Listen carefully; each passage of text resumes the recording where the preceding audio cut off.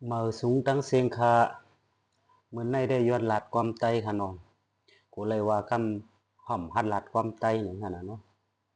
เอาค่ะเมียนอยู่ค่ะที่เต้มันในต้นดากคือก้นหนึ่งอันเตรียมไฮไลท์กว่าอะไรง่ายๆเนี่ยเนาะความลาดเลยสังดีกลายเลยสัง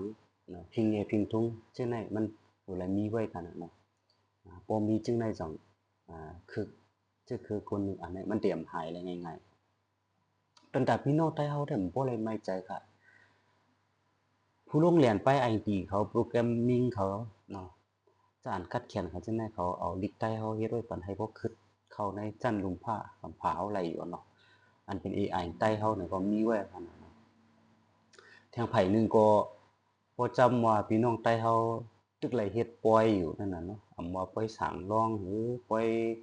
ปีใหม่ใต้หือปล่อยวันใต้หืออำว่าปล่อยไหลกันน่ะบ่จำว่าตึกไหลเฮ็ดปล่อยอยู่แต่ก็พี่น้องใต้เฮาเตรียมไปขายได้ง่ายๆก็ yon bữa sáng lệว่าจังไหนน่ะเนี่ยพวกเขามีปล่อยเนี่ยว่าเขาขาจังลาดความใดจับผักแล้วก็ต้องตักไม่สูงกันเลยที่ไม่ปล่อยนั่นน่ะเนาะที่เอซุนก็กล้าว่ากอกยุกตอกว่าไม่สูงอำนั้นก็เขาขาจางเตรียมลิกใต้คอจื้อสิงอำเต็ดคอเต็ดสิงอำเจอจังได๋เฮ็ดเป็นลิกผิดหมอกเลยแล้วก็ผิดหมอกกันเลยขนาดเนาะ ปยก็เขาขาจังไรถ่อมเสียงเพลงความหวานหวานของพวงความไตเฮานั่นคันก้อยกาหมังปอกก็คามาวนตัวพี่น้องไตเฮาแน่เนาะลำกัดตังเขียนก็มีตังนำเนาะเฮาคาติมาเติบตีอันว่าเกียรติเขจื้อจัดจื้อคือเฮาอย่าไปให้มันหายไหลนี่หมอกคันนั้นนี่เอาคาฮ่าว่านั่นเนาะตังหู้ไตเฮาน้ำกัดไตเฮาล้ำกัดไตเฮาเนี่ยมีตึกกันนั่นนี่เอาคาฮ่าเนี่ย เพราะว่าจังนั้นได้ก็เต็มไปใจไล่มันมันก็ขายโยนี่ค่ะในเรื่องเขาก็วนยาตัวเองครับมันเคยเหมือนพวกเอาเอ่อการอุบลัดเหมือนแต่ลอกในเจิงของอันใต้เกาหลีเขาคาเปลี่ยนไว้คือเฮินปานนั่นน่ะเนาะแต่ครูซมันว่านั่นจึงอ่า that's what not living that's what just not dying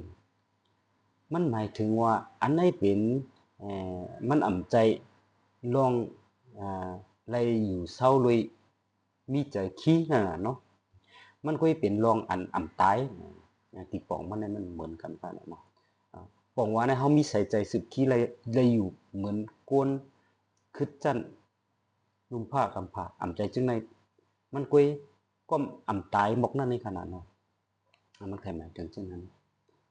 เพราะนั้นจึงต้นตาเขาค่าให้บ่อยู่ไรคึดจั่นไรคนในกำพร้าตอนน่ะพี่น้องไต้เฮาให้บ่อยู่ไรคึดจั่นไรบักนั้นน่ะเขาค่าได้รู้สังหลายๆครั้งแล้วอันรู้มันมีจั่งนำค่ะอันรู้มันได้ก็คุยกันในอันรู้มันได้แท้1ไปปิญญา2ไปมักมี2อันได้เป็นเบิ่งหลงมันขนาดเนาะบ่ยอก็ลงห่มลมนั่นขนาด งั้นไปสั่งแลว่านังนั้นน่ะเนาะเพราะมีรองห่มลมจึงเขาคาก็อำจังขึงสร้างปกป้องการไปปัญญาเขาคาเลยสังไปมักมีเขาคาเลยสังเขาคาอำจังขึงปองปกสังไรดีๆนั่นกันน่ะจังว่าจะเจอผู้อันมีคนเอารองห่มลมปันเขาจึงนั่นเนาะไปปิญญาเขาว่าหือว่าหาได้ก็เขาคำฮู้ไปมักมีเขาได้ก็แค้มกว่าบ่ใครซื้อเมืองใต้เลยเป็นภาคกับใครเนาะ เอาไว้ให้ก่อนค่ะตามกูเพิ่นมาห้องเฮาก็กินข้าวใน KTV กันนะเอาค่ะเอาไปให้กินข้าวใน KTV กันเนาะอ้อค่ะเพราะนั้นแหน่เฮาเข้ามาตุ้ยไผหนึ่งเนาะอ่ากาปันมื้อหลิวพี่น้องใต้เฮาอ๋อแถวไว้ดีไหลอ้อลองจุกมันเลยสังลองการจื้อจัดเลยสังลองกูลองขนาดเนาะเฮาค่ะมีไว้ดีจั่นหลายบ่มาตุ้ยเฮาค่ะเอาจั่นไปปิญญาได้เลยไปมักมีในมาแตกเสียงตุ้ยเลยเขา ตอนตาก้นเนาะตอนตาพี่น้องใต้เจออันและอยู่เศร้าดีในแก่อันมีลองห่มลมนั่น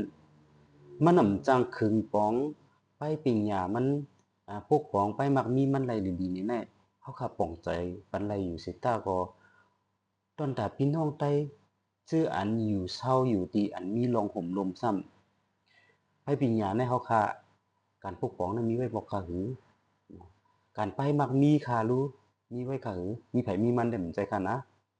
อีกเนี่ยจื้อจาดเถขนาดเนาะอันพี่น้องแต่เขาไปว่าจื้อจาดนี่ขนาดอีกเนี่ยน่าเห็นเลยเฮาค่ะสร้างไว้ก็เนี่ยเฮาค่ะถ้าหลีสนใจใครฮู้ด้วยเด้อพี่น้องเขาจื้อจานฮู้บ่ใจตอบมาไว้บันฟ้องขนาดเนาะเฮาค่ะมาเรียนเรียนด้วยหมอกการไปปิญญาและกันไปมักมีอ่อนตั้งก่อนขนาดเนาะจังกวยเฮาค่ะไว้อุปปันแท่งลองการจื้อจาดนึงขนาดเนาะเอาค่ะมื้อใดได้คันได้เก้ค่ะยินจงขอบใจอย่างนำค่ะมาสูงทั้งเสียงค่ะ